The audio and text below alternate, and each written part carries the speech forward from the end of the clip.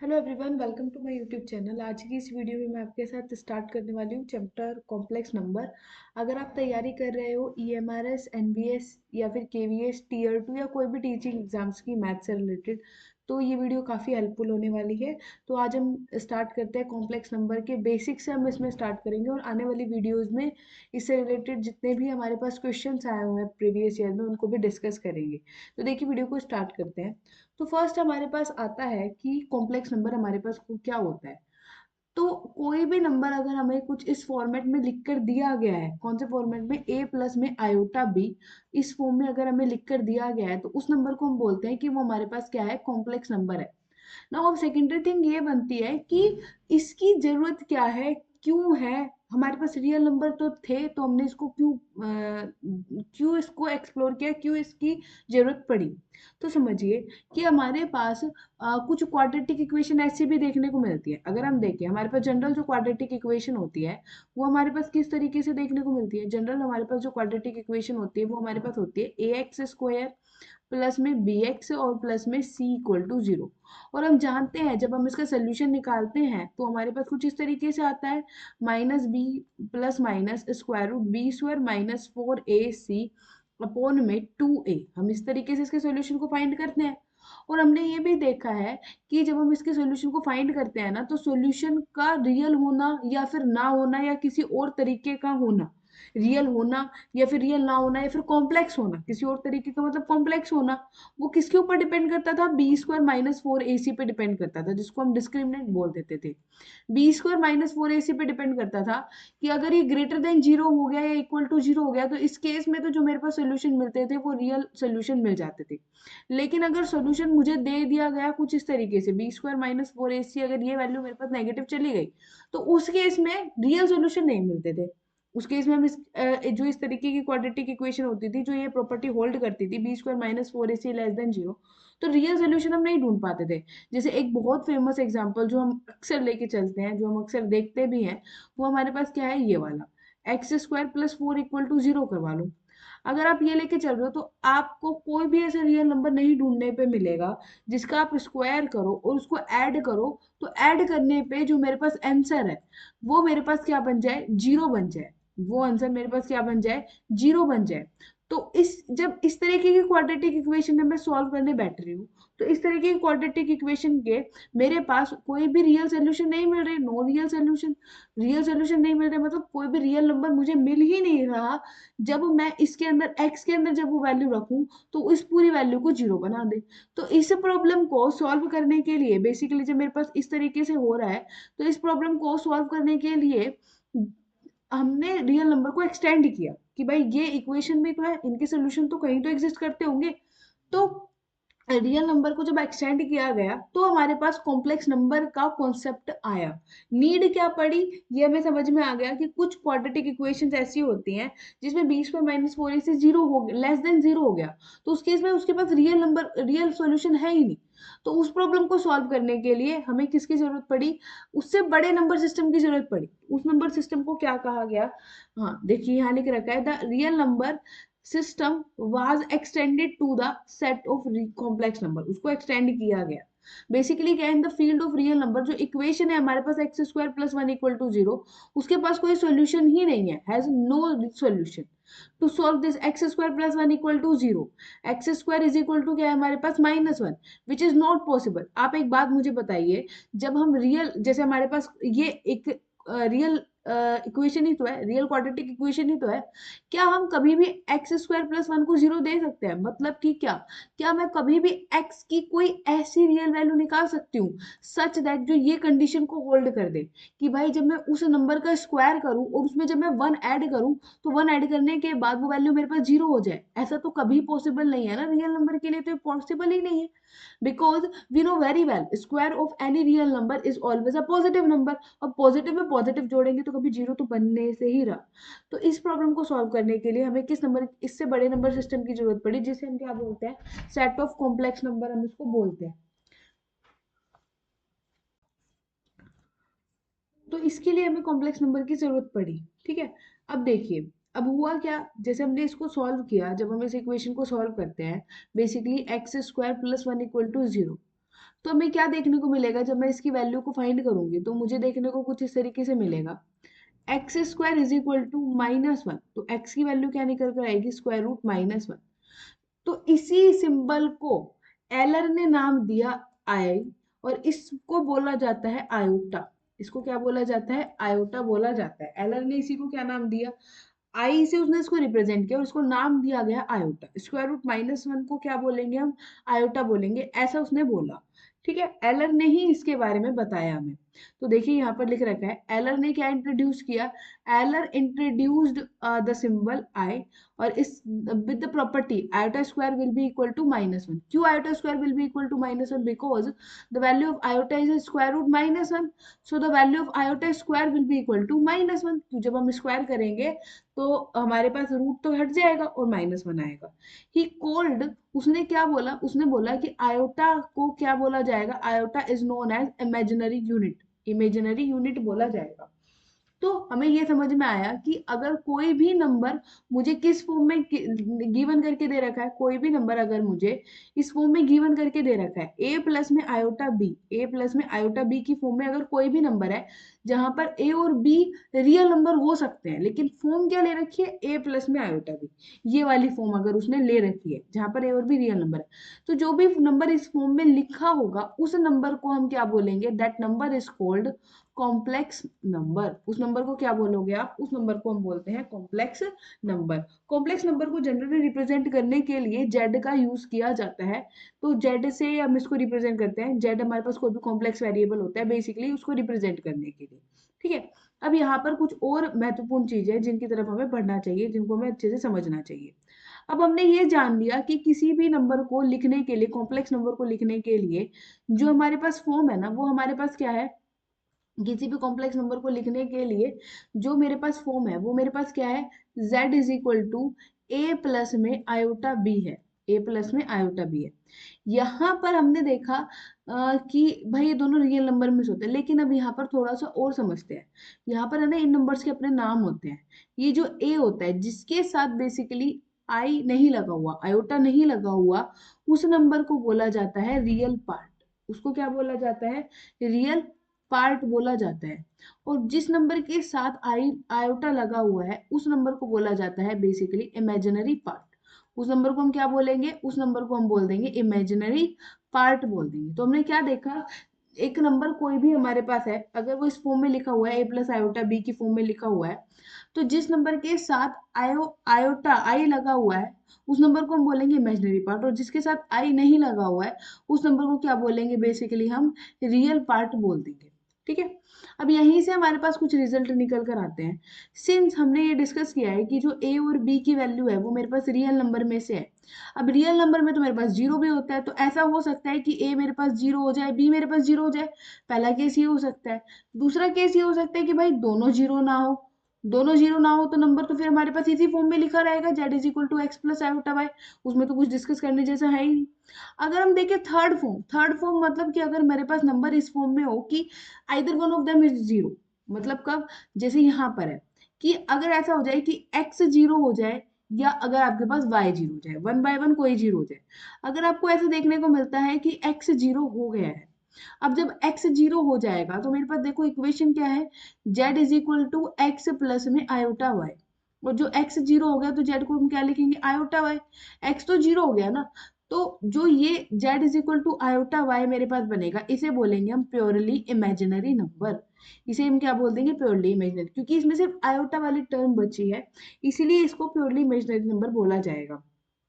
और जब हम y को जीरो कर देंगे तो बेसिकली होगा क्या, जब हम y को जीरो करेंगे तो बेसिकली z मेरे पास क्या है, x प्लस में आयोटा y। अब जब आपने y को कर दिया जीरो तो ये पूरी टर्म क्या हो गई, जीरो, तो सिर्फ x बचा ना।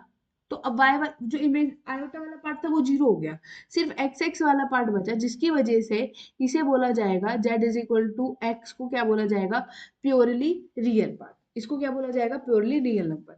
तो हमें ये दो चीजें अच्छे से क्लियर होनी चाहिए कि what do we mean by purely imaginary number और what do we mean by purely real number, क्योंकि इससे रिलेटेड हमारे पास क्वेश्चन में आता है। ठीक है, नेक्स्ट हमारे पास जो कॉन्सेप्ट आता है दैट इज वी कॉल्ड, हमारे पास है integral power of I, integral power of iota. अब यहाँ पर ये समझते हैं इंटीग्रल पावर ऑफ आयोटा का मतलब क्या है। अभी तक जो हमने डिस्कस किया वहां तक हमने ये डिस्कस कर लिया कि आयोटा की बात क्या होता है। आयोटा की वैल्यू मुझे पता चल गई है -1। इंटीग्रल पावर मतलब जब मैं इसकी पावर को रेस करती जाऊँ, 1 पावर करूँ, 2 करूँ, 3 करूँ, 4 करूँ, 100 कर सकता है कोई, 1000 का क्वेश्चन पूछ सकता है, तो उससे रिलेटेड हमारे पास ये है। अब समझिए, जब हम आयोटा की पावर 2 की बात करेंगे तो आयोटा की पावर 2 क्या आएगा, iota into iota, which can be written like this -1 into square root -1। और जब रूट के अंदर क्वांटिटी सेम होती है तो रूट से रूट कैंसिल हो जाता है, वैल्यू बनती है -1। इन द सेम मैनर जब आयोटा की पावर क्यूब करेंगे तो वो आएगा iota square into iota. Iota square की वैल्यू कितनी है, -1, और आयोटा की वैल्यू आयोटा, तो ये वैल्यू हो जाएगी हमारे पास माइनस आयोटा। ठीक है। और जब हम आयोटा की पावर 4 करेंगे तो ये वैल्यू मेरे पास क्या आएगा, iota square into iota square. Iota square की वैल्यू -1, आयोटा स्क्वायर की वैल्यू -1, तो आंसर विल बी 1।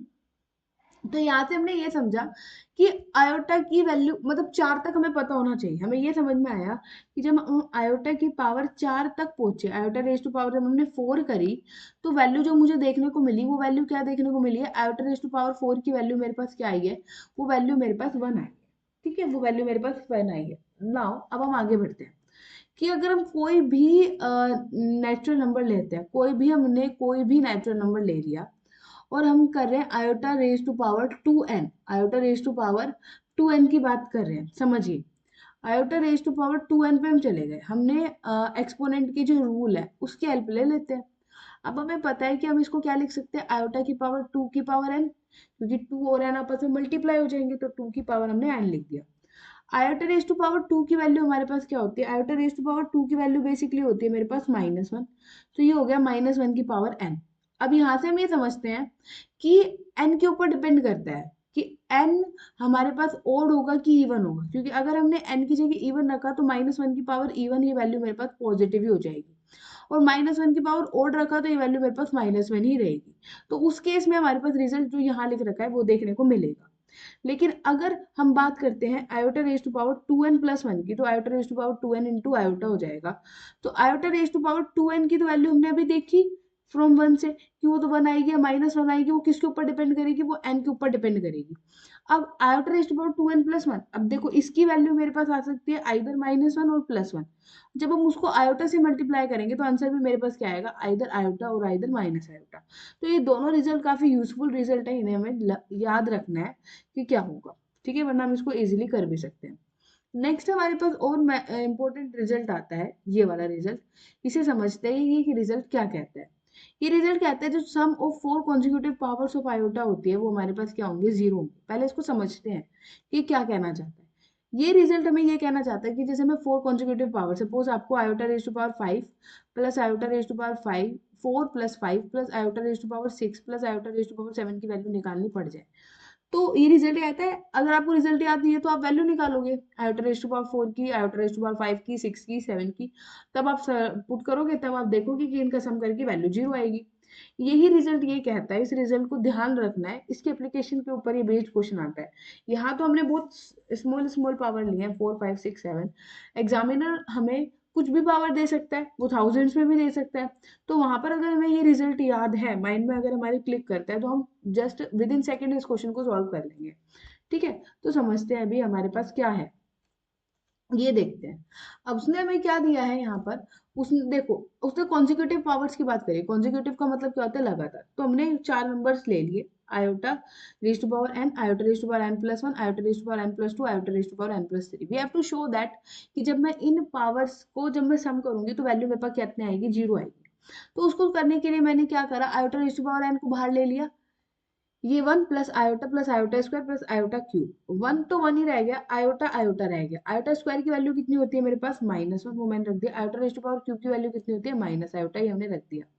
1 और -1 मेरे पास कैंसिल हो जाएगा, आयोटा और माइनस आयोटा मेरे पास कैंसिल हो जाएगा, आंसर मेरे पास कितना आएगा, 0। तो इसका जो करेक्ट आंसर होगा वो मेरे पास कितना होगा, 0। यही इसमें था, बेसिकली यही प्रूफ था, सिंपल सा प्रूफ था, वो हमने डिस्कस कर दिया। अब हमें ना थोड़ा आगे बढ़ते हैं। हमने यहाँ तक अभी जो सीखा ना, हमने वो सीखा कि हम आयोटा रेज टू पावर 4 तक वैल्यू को कैसे सिंप्लीफाई इजी तरीके से फाइंड कर सकते हैं। प्रॉब्लम हमें तब अराइज हो सकती है जब वो मुझसे आयोटा रेज टू पावर 4 की वैल्यू ना पूछ के आयोटा रेज टू पावर 4000 की वैल्यू पूछ ले, आयोटा रेज टू पावर 4096 की वैल्यू पूछ ले, कुछ भी ऐसा कुछ पूछ ले, तो हम उसको कैसे सॉल्व करेंगे।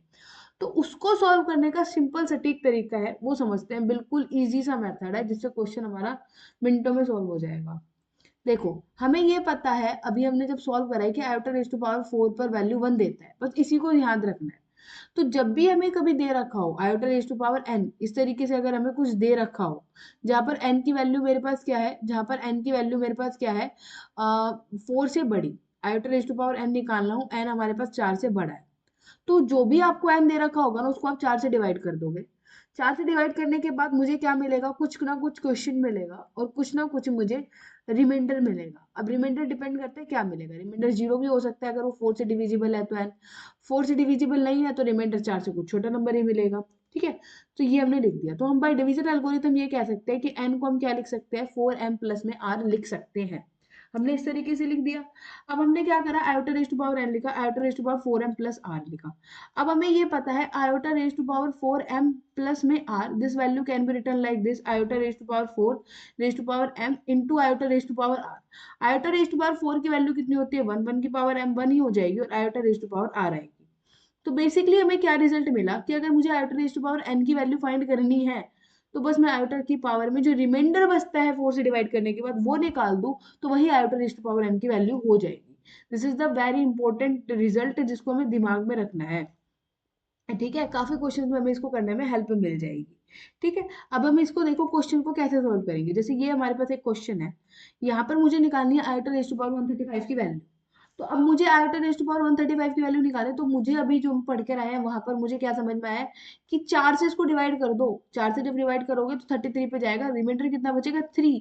तो बस इसकी वैल्यू इसी के इक्वल होगी, जो रिमाइंडर बच रहा है उसको आयोटा की पावर में लिख दो, जो इसकी वैल्यू आएगी वही इसकी वैल्यू हो जाएगी। ये ऊपर वाला रिजल्ट हमारे लिए इतना यूजफुल है। तो iota raise to power Q की वैल्यू कितनी हो जाएगी, बेसिकली -1 हो जाएगी, minus iota, sorry minus iota हो जाएगी। तो आयोटा रेज़ टू पावर 135 की वैल्यू कितनी हो जाएगी, माइनस आयोटा। तो ये हमें दिमाग में रखना है। इन द सेम मैनर मैंने ये वाला क्वेश्चन डिस्कस कर रखा है, आप एक बार चेकआउट कर लेना। और एक ये तो हमारा प्रीवियस ईयर का क्वेश्चन है, ये PYQ है हमारे पास, पीछे पेपर में पूछा भी है। ठीक है, इसको आप एक बार चेकआउट कर लेना। नाउ हम आगे बढ़ते हैं। आगे वो कह रहा है, देखो हमें ये पता है कि अगर मुझे स्क्वायर रूट में ए बी लिखना है, तो मैं उसको ऐसे लिख सकती हूँ। ये कब लिख सकती हूँ, या तो दोनों जीरो या दोनों पॉजिटिव। लेकिन हम ये जरूर जानते हैं कि अगर ऐसा लिख रखा है ना, स्क्वायर रूट माइनस ए, मतलब अंदर वाले दोनों नंबर नेगेटिव हैं, तो हम रियल में कभी भी उसको ऐसे नहीं लिख सकते। This is the wrong approach, हम उसको कभी भी ऐसे नहीं लिख सकते हैं। इसको सॉल्व करने के लिए जो हमारे पास तरीका होता है उसके बारे में अब हम डिस्कस करते हैं। देखिए उसे हम कैसे डिस्कस करें, उसे हम कैसे सॉल्व करेंगे, ये समझते हैं। ठीक है, अब देखिए क्या करेंगे। जब भी आपको इस तरीके से दे रखा हो, क्योंकि अब हमने कॉम्प्लेक्स नंबर में स्क्वायर रूट -1 का कॉन्सेप्ट पढ़ लिया है, उसको यूज करेंगे। हम इसको लिख देंगे स्क्वायर रूट में, जैसे ये वाला नंबर, गलत क्वेश्चन दे दिया। देखिए इस तरीके से इसकी हम बात कर रहे हैं। जैसे आपको ये लिख रखा है square root -a into square root -b, तो इसको क्या लिखेंगे, इस तरीके से नहीं कर सकते जो यहाँ पे लिख रखा है। इसको सॉल्व करने के लिए हम क्या करेंगे, अंदर वाले नंबर को हम इस तरीके से लिख सकते हैं स्क्वायर रूट -1 इंटू ए, और इसको लिख सकते हैं -1 इंटू बी। अब स्क्वायर रूट -1 हो गया इंटू स्क्वायर रूट ए हो गया into square root -1 into B. अब ये देखिए स्क्वायर रूट -1 की वैल्यू कितनी होती है, आयोटा। स्क्वायर रूट ए की वैल्यू कितनी होती है, ये। स्क्वायर रूट -1 की वैल्यू आयोटा, ये। तो आंसर हमारे पास ये आएगा। हमें ध्यान रखना है, इसके ऊपर एप्लीकेशन के ऊपर बेस्ड क्वेश्चन हमसे प्रीवियस ईयर में पूछे गए हैं। देखिए स्क्वायर रूट -25 है, तो स्क्वायर रूट क्या है, -25 है। इसको हम क्या लिखेंगे, 5 आयोटा। रीजन हमें पता है, ऊपर वाले की तरह सेम लिखना है। कैसे लिखोगे इसे, square root -1 into square root 25। 25 की वैल्यू हमारे पास 5 होती है, स्क्वायर रूट -1 की वैल्यू हमारे पास आयोटा होती है, तो इस 5 आयोटा हो जाएगी। और इसकी वैल्यू हमारे पास कितनी हो जाएगी, 16 आयोटा, और इसकी वैल्यू 9 आयोटा। जब हम इसको ऐड करेंगे तो the value will be 30 iota. ये हमारे पास इसका सोल्यूशन निकल कर आएगा। नाउ हम बात करते हैं इक्वालिटी ऑफ कॉम्प्लेक्स नंबर की। अब मान लीजिए आपके पास दो कॉम्प्लेक्स नंबर दे रखा है, एक कॉम्प्लेक्स नंबर दे रखा है Z1 और दूसरा कॉम्प्लेक्स नंबर दे रखा है Z2। Z1 जो कॉम्प्लेक्स नंबर है उसमें हमारे पास जो नंबर है उसको हमने लिख लिया A1 प्लस में आयोटा B1, और Z2 आपके पास कॉम्प्लेक्स नंबर है A2 प्लस में आयोटा B2। तो देखो हम जब रियल नंबर की इक्वालिटी की बात करते थे वहां अलग होता था, वो नंबर इक्वल होने चाहिए। अब जब हम कॉम्प्लेक्स नंबर की बात करते हैं कि जब हम कहते हैं कि दो नंबर कॉम्प्लेक्स नंबर आपस में इक्वल है, तो हमारे पास रिजल्ट होता है कि भाई A1 A2 के इक्वल होना चाहिए। बेसिकली रियल पार्ट क्या होना चाहिए, इक्वल होना चाहिए। रियल पार्ट हमारे पास क्या होना चाहिए, इक्वल होना चाहिए। इमेजिनरी पार्ट के इक्वल होना चाहिए। इमेजिनरी पार्ट के इक्वल होना चाहिए। तो वहां तभी हम दो कॉम्प्लेक्स नंबर को इक्वल बोलेंगे जब रियल पार्ट के इक्वल होगा और इमेजिनरी पार्ट के इक्वल होगा। अगर एक भी चीज होल्ड नहीं करती तो बेसिकली वो दो कॉम्प्लेक्स नंबर आपस में इक्वल नहीं होंगे। ठीक है, इसी के ऊपर बेस्ड हमारे पास एक क्वेश्चन है, यहाँ पर हमने लिया है कि ये दो कॉम्प्लेक्स नंबर दे रखे, बेसिकली ये वाला कॉम्प्लेक्स नंबर इसके इक्वल दे रखा है। तो by according to the condition, तो हमें रियल पार्ट रियल के इक्वल लिखना है, तो a प्लस में b ये किसके इक्वल होगा, बेसिकली मेरे पास 5 के। इमेजिनरी पार्ट क्या है, इमेजिनरी पार्ट है -3a plus 2b is equal to 2। जब हम इन दोनों को सॉल्व करेंगे, इन दोनों इक्वेशन को सॉल्व करने के लिए हम एलिमिनेशन मेथड का भी यूज कर सकते हैं, सब्स्टिट्यूशन मेथड का भी यूज कर सकते हैं। किसी भी मेथड से हम उसको डिस्कस कर सकते हैं। जब हम उसको सॉल्व करेंगे तो हमारे पास ये वैल्यू ये बन जाएगी।